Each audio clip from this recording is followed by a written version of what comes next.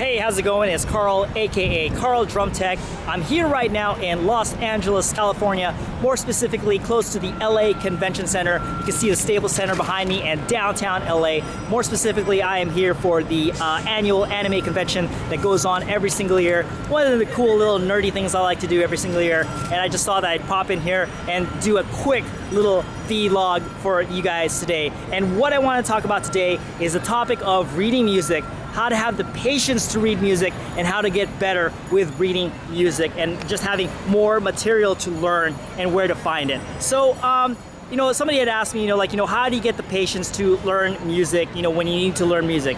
I know I can relate to this when I was teaching, in that, I would write a piece of music, for the show, and I would give it to the students, and I would say, hey, take this home and learn it. By the next time I see you guys, have this piece of music learned, and then we'll be good to go. And a lot of times that doesn't happen, and they come back, they don't read the music, even though I put in the time to give them the piece of music, and they come back and they just don't know it, right?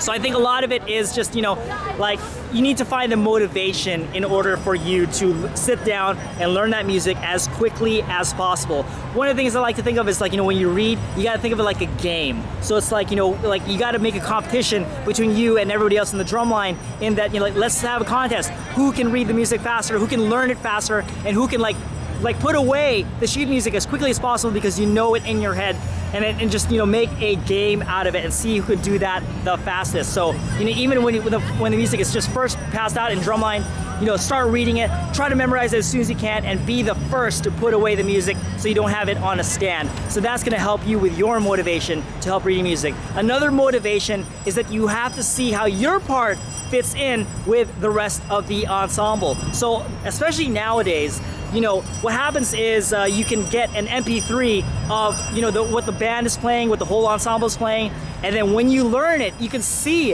how your part fits in, how your part enhances the overall production of the show. So that can also help you with your excitement level in terms of how you're gonna get into learning the music. So that is a huge motivation. It's like seeing how your part fits in, seeing how cool your part is. You gotta enjoy the part, you gotta enjoy what you're doing, and if you see how it fits with the music, I think that's gonna really help you out with your excitement level, your motivation, and just in terms of just your overall enjoyment of the experience. Now, when I first started, I think another problem that people have, when not having the patience to read music, is I think they're just not that proficient with reading music. I know for me, I wasn't always the best at reading music. A lot of times I would learn how to play something just by rote, somebody telling me how to play it, right? So, reading was not something I was very strong with.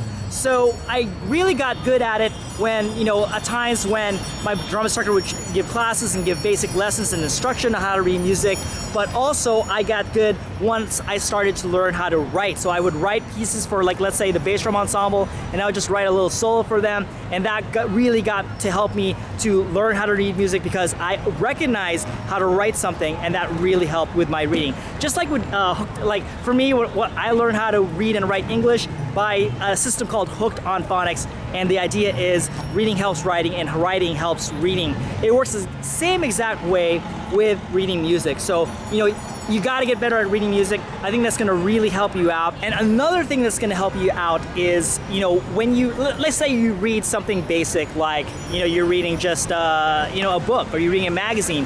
When you read something, you don't read it by, especially when you're really good, you don't read it like, welcome to Anime Expo. Sorry, that's what I'm reading in front of me right now. But you read it by looking at the words, and you recognize that you say, welcome to Anime Expo, boom, right? You don't have to spell out all the letters because, that you just learn over time that you see how a word looks like and you already know what it says. Well, it works the exact same way with music. So you see, okay, cool. So you have a dill on the and then now you have an accent on the downbeat. So you don't read it like da da right?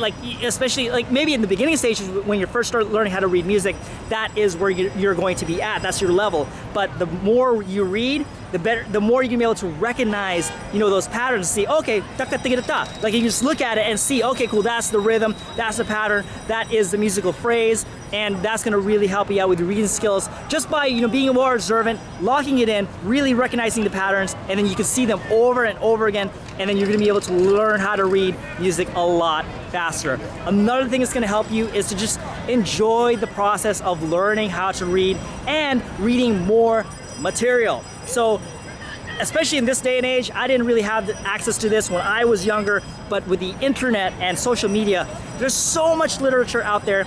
Take, for example, the grid book series. They have so many etudes that are out there that you can learn how to read and just, consume, and have all these licks and etudes and exercises at your disposal. So just consume as much of those as you can. And again, enjoy the process of learning, enjoy the process of reading. Like, just consume as much media, I'm sorry, not media, but consume as much material as you can, and just, learn to read them and just learn to play them, and that's gonna really help you out with your enjoyment of reading music and consuming all that material. And like I said, there's just no shortage of that stuff. The grid book series is one example, and just if you look at most people's drum accounts, they might write something, they might write their own licks, and then you can consume that as well, and just play it back and just have fun with it, because like a lot of people in the activity today, they learn each other's licks and they play it on social media, and that just adds to the fun and the growth of the whole activity. So make sure you get involved with that kind of stuff, and that's going to really help you out with your own reading skills as well. Helps you out with your own enjoyment and the motivation to sit down when you do get a piece of music that you have to learn, to be able to read it quickly, get it in your brain, and be able to play it as quickly as possible. And you can have just this plethora of all these different licks, pieces, exercises, etudes at your disposal because you are having fun with reading. So that is all I want to talk about today. Thank you so much if you've been watching. As always, if you like this video, make sure you hit that like button. If you have a comment or a question, please make sure you leave it down below. And if you haven't subscribed yet, what the heck are you waiting for? Make sure you subscribe and share this video with somebody who you think could benefit from the information I just provided. So once again, thank you so much if you've been watching. I really do appreciate it. And I'll see you guys next time. And happy 4th of July. Peace. Okay, let's break down some triplet rolls, and I think this breakdown is going to help us if we're trying to do offset triplet rolls by an eighth note, but let's not think about that right now. Just think about what a triplet roll is, what the rhythm is. The rhythm of a triplet roll is basically a 6 tuplet. So a 6 tuplet is like 2 triplets, right? So 1 count triplet roll in its purest rhythmical form is triplet, triplet, okay? Triplet, triplet. So when you play a 1 count triplet roll, you should hear those triplets. Triplet, triplet. Again, triplet, triplet.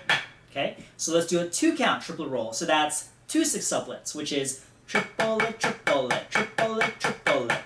Okay, so 2 count triplet roll is triplet, triplet, triplet, triplet. What about a tap roll? So a tap roll is 1 a triplet. 1 a triplet. So let's do a 1 count tap triplet roll, which would be 1 a triplet. Again, 1 a triplet. What about a 2 counter? 1 a triplet, triplet, triplet. So therefore, 2 count tap triplet roll is 1 a triplet. Sorry, one more time. 1 a triplet, triplet, triplet. Again, 1 a triplet, triplet, triplet. Okay, so now let's do a little bit faster. Triplet, triplet, triplet, triplet, triplet, triplet, triplet, triplet. 2 counter. Triplet, triplet, triplet, triplet, triplet, triplet, triplet, triplet. Tap roll. 1 a triplet, 1 a triplet, 1 a triplet, 1 a triplet. 2 counter. 1 a triplet, triplet, triplet. 1 a triplet, triplet, triplet. So therefore, 1 a triplet, triplet, triplet. 1 a triplet, triplet, triplet. Okay, so hopefully that helps you out. This will make your rolls in general be a lot stronger, especially the triplet rolls, in making sure you understand what they are from a rhythmical sense. You're not playing an abstract rudiment like a roll, you're playing a rhythm. So in this case, where you have a triplet roll, they're actually 6 tuplets or fast triplets, okay? So think of it that way, and then you're gonna have a much stronger triplet roll. It'll be more in time. If everybody's subscribing to this in your drum line, you're all gonna have an easier time playing cleaner. And if you need to offset them, you'll see where they line up from an eighth note standpoint. So hopefully that helps you guys out.